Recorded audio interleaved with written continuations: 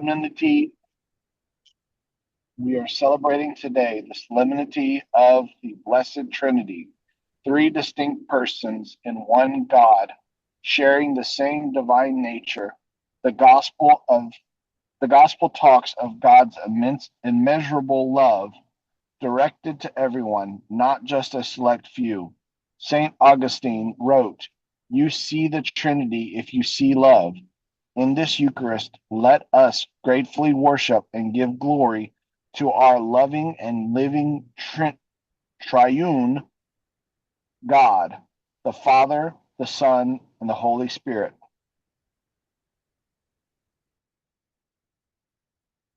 In the name of the Father, of the Son, and the Holy Spirit. Amen.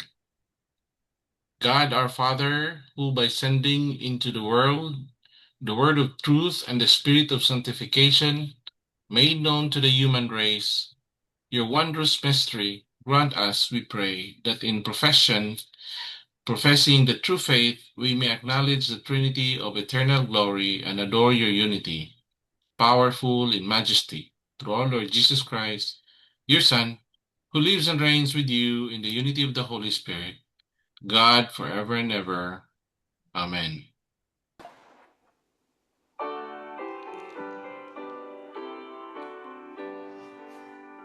O God, Almighty Father, Creator of all things, the heavens stand in wonder, while earth your glory sings. O most holy Trinity, undivided unity, holy God, mighty God, God immortal, be adored.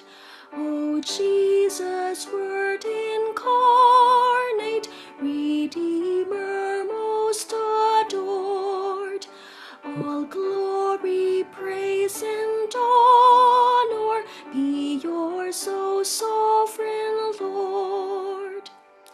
O most holy Trinity, undivided unity, holy God, mighty God, God immortal, be adored.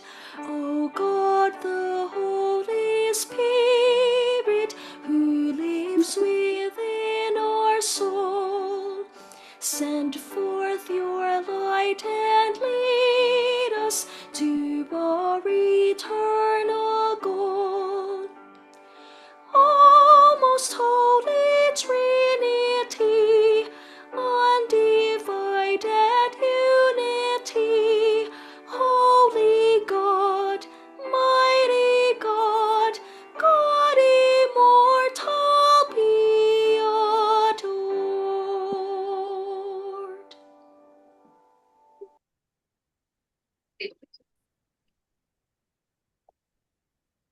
First reading, a reading from the book of Exodus.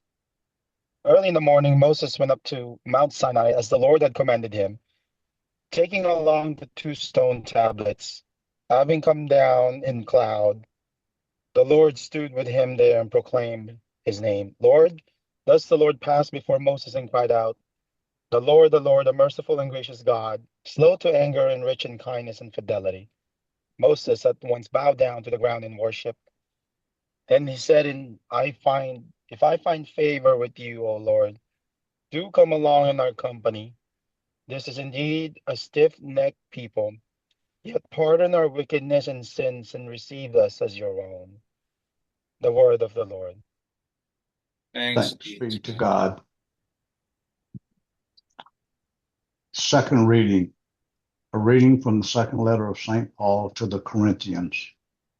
Brothers and sisters, rejoice, mend your ways, encourage one another, agree with one another, live in peace, and the God of love and peace will be with you.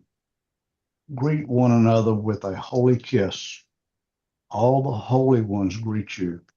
The grace of the Lord Jesus Christ and the love of God and the fellowship of the Holy Spirit be all with you, be all of you, with all of you. The word of the Lord. Thanks be to God.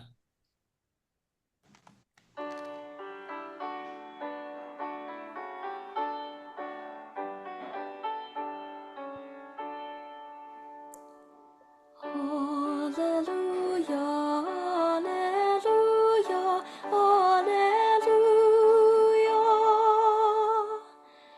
Hallelujah, hallelujah, hallelujah.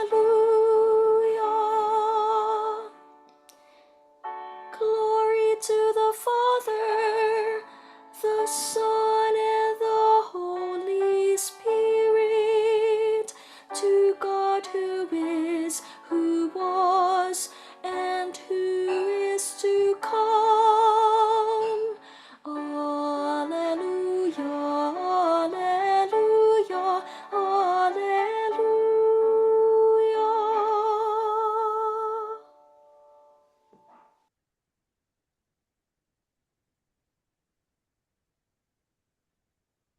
The Lord be with you. And with your spirit. A reading from the Holy Gospel according to John. Glory to Glory to the Lord. God so loved the world that he gave his only Son, so that everyone who believes in him might not perish but might have eternal life. For God did not send his Son into the world to condemn the world, but that the world might be saved through him. Whoever believes in him will not be condemned, but whoever does not believe has already been condemned, because he has not believed in the name of the only Son of God. The Gospel of the Lord. praise the Lord Jesus Christ.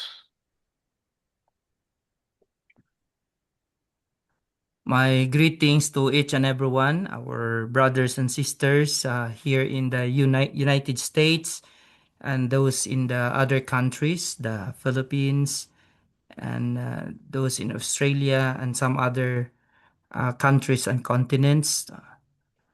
We are happy, no, to I'm happy to be back. I've been for a while I have not followed the GCC because of the signal, no, where during my vacation I've been in the remote community, so I seldom have the good signal. So I'm back in the barracks and good to see you once more. Okay, so I hope you can see now my slide. So we are now we are celebrating the solemnity of the Most Holy Trinity. But before moving forward, I would like to situate ourselves um, about our celebration. So where are we now in our liturgical celebration? So May, as you can see here, May 31st. So we have actually culminated the celebration of our Easter celebration last week. So with the solemnity of the Pentecost or the descent of the Holy Spirit, and we revert to the ordinary season of the church. But there are other special celebrations or solemnities and feasts that the church would like us to celebrate. So this Sunday, we are celebrating the solemnity of the Trinity. Then by next Sunday, it will be the Corpus Christi, no, or the celebration of the holy body and blood of our Lord Jesus Christ. And please take note also that this Friday, it's the solemnity of the Sacred Heart of Jesus. So these are very important feasts. No? So after next week's celebration, again, we go back or we continue with the second phase of the celebration of the ordinary season. So I hope you will be guided by that, and that will already be um, part of our or part of our I think that's already beginning the 14th Sunday in ordinary time. Okay, so just some short reflection about the solemnity that we are celebrating today. So it is said that the solemnity of the Most Holy Trinity invites us to stand before one of the greatest or the deepest mysteries of our faith. And it defies accordingly mathematical, you know, construct, because we say 1 plus 1 plus 1, supposedly we have 3. But in our faith, we still have 1, because we have one God in 3 divine persons. So we have the Father, Son, and the Holy Spirit. And we know that every time we have the sign of the cross, we profess our belief in the Holy Trinity. And just to share to you my personal experience of this, when I was in theology, we have this one semester subject about the Holy Trinity. And all I thought after taking up the subject, I would better understand about the Holy Trinity. But lo and behold, I still am grappling about the reality of it. No? So we cannot truly fathom, no? Because this is also part of the mystery of our faith. So throughout the centuries, theologians, saints, scholars have sought to understand and explain this mystery. In fact, if you study uh, the uh, the theology about the Holy Trinity, there are also several what we call heresies, because people in history, especially for the early Christians or for the early followers of the Lord, they have differing concepts and understanding of the Holy Trinity. But of course, we draw our belief in the Trinity from what has been revealed to us by God since the beginning of time. So, again, throughout the centuries, theologians, saints, scholars have sought to understand and explain this mystery, yet all eventually arrive at the same conclusion. And what is that conclusion? God is infinitely greater than the human mind can comprehend. Okay, so we have only a limited understanding. Although we can grasp some truth about God, but it's not the all of it. So that is why every time there is, every time we celebrate this mystery or the solemnity of the Holy Trinity, I am reminded of a very powerful story about Saint Augustine. And in fact, it has been written during the medieval or part of the medieval collection, which what they call the Golden Legend. Accordingly, this book is a very famous book, second to the Bible, no, during the Middle Ages, and it illustrates this truth. No, so it's a collection actually of readings on the saints. And it tells us one of the stories written here is about Saint Augustine walking along the seashore while reflecting on the mystery of the Trinity. And there he encountered a child carrying seawater in a shell and pouring it into a small hole in the sand. So when Augustine pointed out the impossibility of fitting the vast ocean into such a tiny space, so meaning the child, no, through that shell, that shell that he carries, no, he wants to fill in that small hole that he dug, no, in the seashore. He wants to fill in uh, it with water, no, so as to empty the ocean. So when Augustine point out the impossibility of fitting the vast ocean into such a tiny space, the child replied, I have as much chance of doing this as you have of understanding the mystery of the Holy Trinity. So the story captures a profound truth. As Augustine himself famously said, if you have understood it, then it is not God. So if you understood him, so it would not be God. Why? Because this is very philosophical. Of course, because what St. Augustine is saying to us is, if we can truly grasp who God is, if we can truly um, fathom His mystery, He ceases to be God. Okay? Because we are limited and He is unlimited. And if we are able to capture Him by our understanding, He ceases to be God.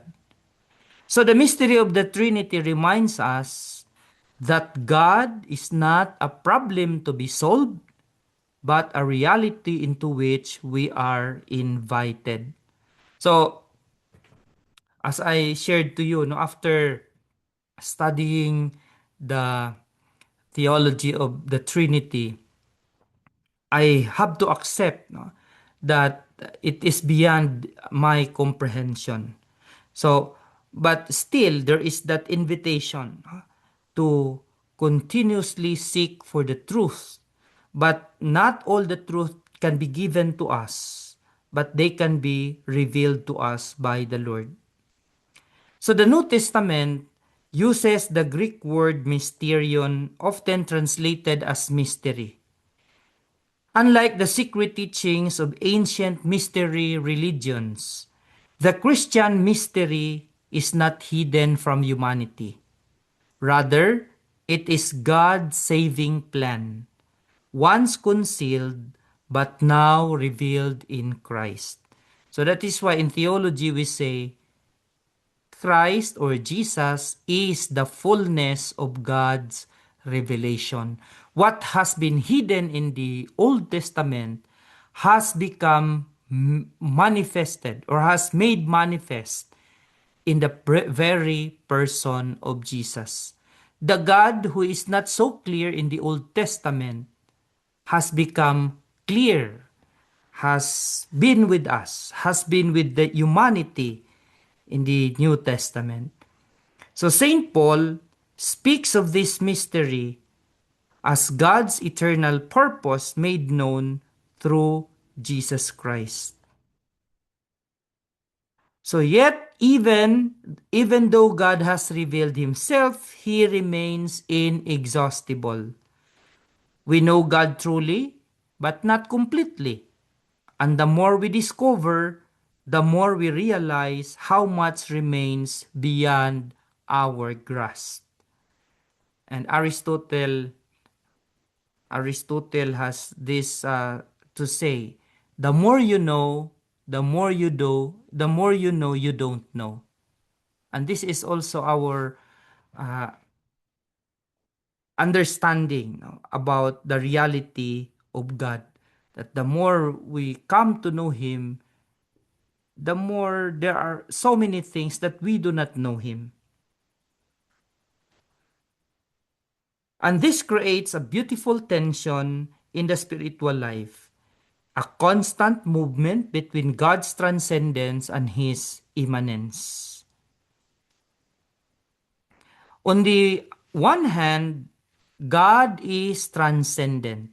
As the first reading from Exodus reveals, Moses encounters a God whose glory surpasses human understanding.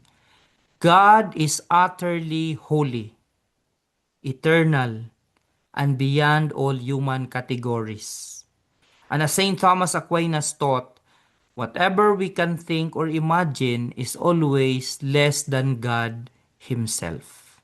Again, whatever we can think or imagine is always less than God Himself. So on the other hand, God is wonderfully immanent. So what do we mean by that? He draws near to us. He speaks, acts, loves and dwells among His people.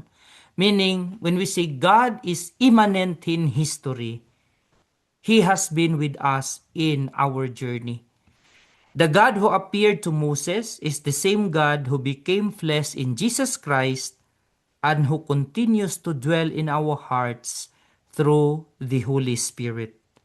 So the Trinity is not a mathematical puzzle, but a living communion of love that reaches out to humanity. Okay, so it is not a mathematical puzzle because, as I said, 1 plus 1 plus 1 still remains 1. And this is the astonishing message proclaimed in today's gospel. We have a very short gospel and even our first and the second readings. It says, "For God so loved the world that He gave His only Son." To many in the ancient Greek and Roman world, such a statement would have sounded extraordinary. Because why?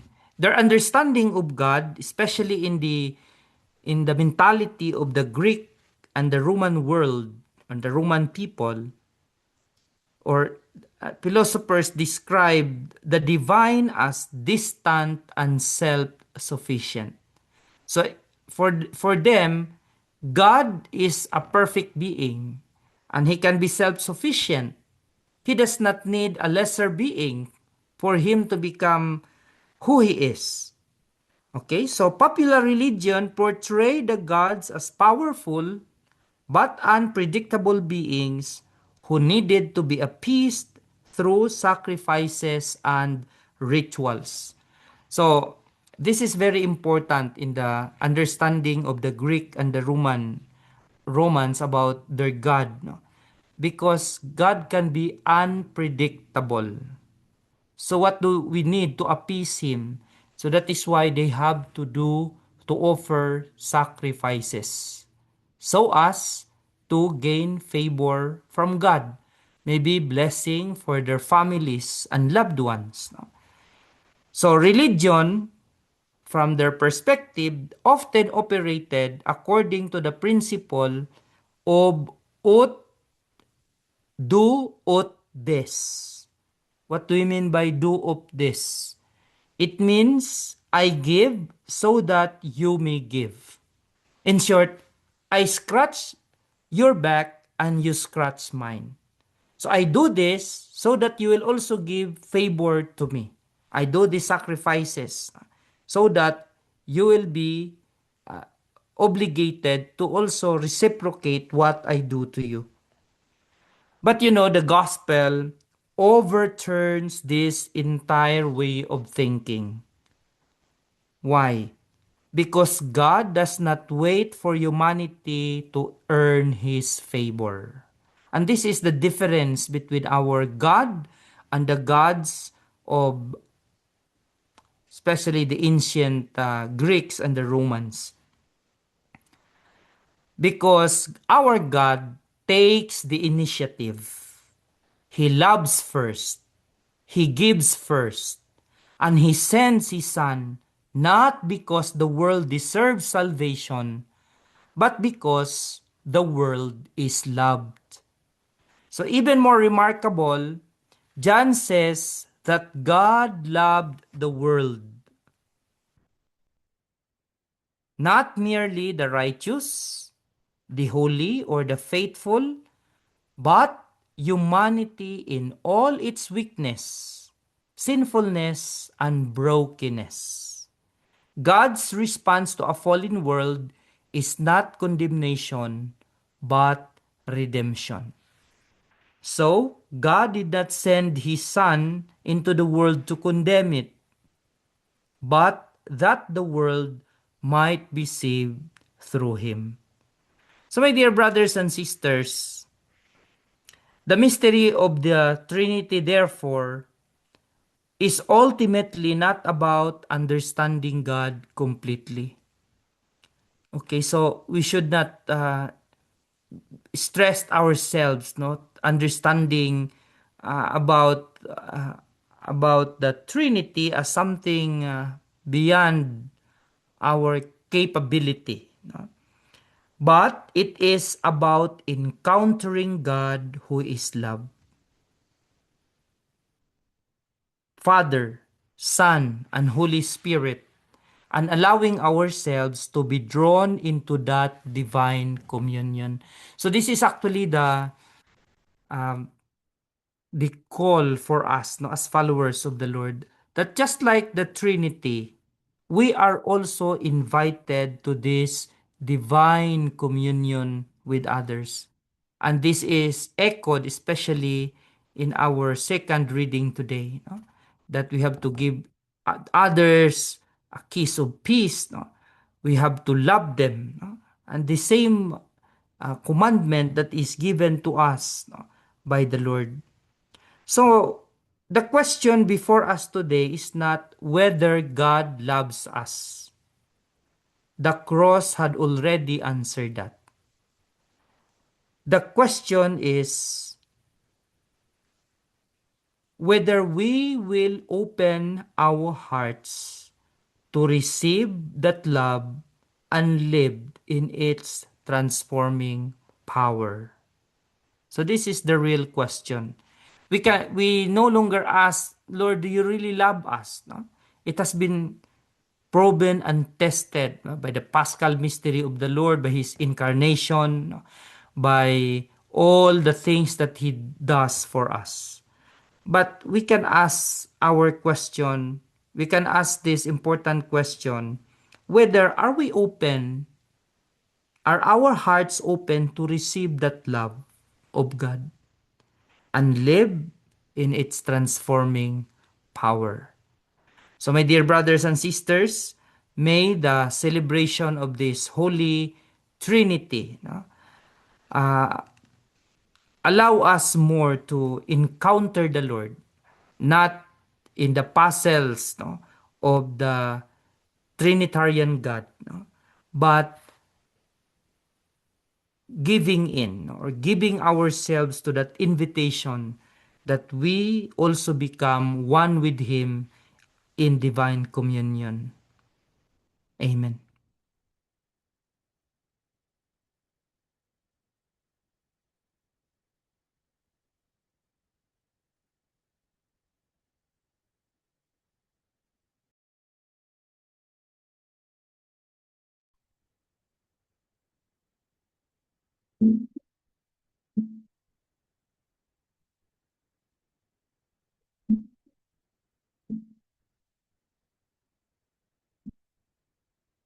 Loving and forgiving are you, oh Lord.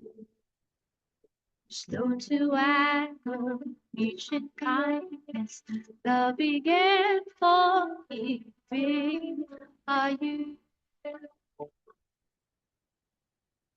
All my being, bless the Lord, bless the holy name of God. All my being, bless the Lord, remembering the goodness of God. Loving and forgiving are you, oh Lord. Slow to anger, rich in kindness, loving and forgiving are you. God forgives us all our sins, healing those who pay, saving us from final death. God fills us with goodness, love, loving and forgiving are you, oh, slow to anger, rich in kindness, loving and forgiving are you. Good and gracious is the Lord, slow to anger, rich in love, remember sin, forgiving, loving God, loving and are you slow to anger, rich in kindness, loving and forgiving are you. As heaven soars up the earth, so great the love of God for us. As far as this is from the west, Lord takes our sins on us. Loving and forgiving are you, oh, slow to anger, rich in kindness, loving and forgiving are you. So thank you for that testimony, Winston, and I'm so happy that so many of us are joining this evening's or today's online liturgy. I hope, as we always we keep on saying, this disposes us and prepares us, especially in attending the celebration of the Eucharist in our respective parishes, if we are able. So thank you very much. I'll now give the blessing. The Lord be with you. And with your spirit. And may the Almighty God bless you all, the Father, the Son, and the Holy Spirit. Amen. Amen. May God bless us all. Happy Sunday.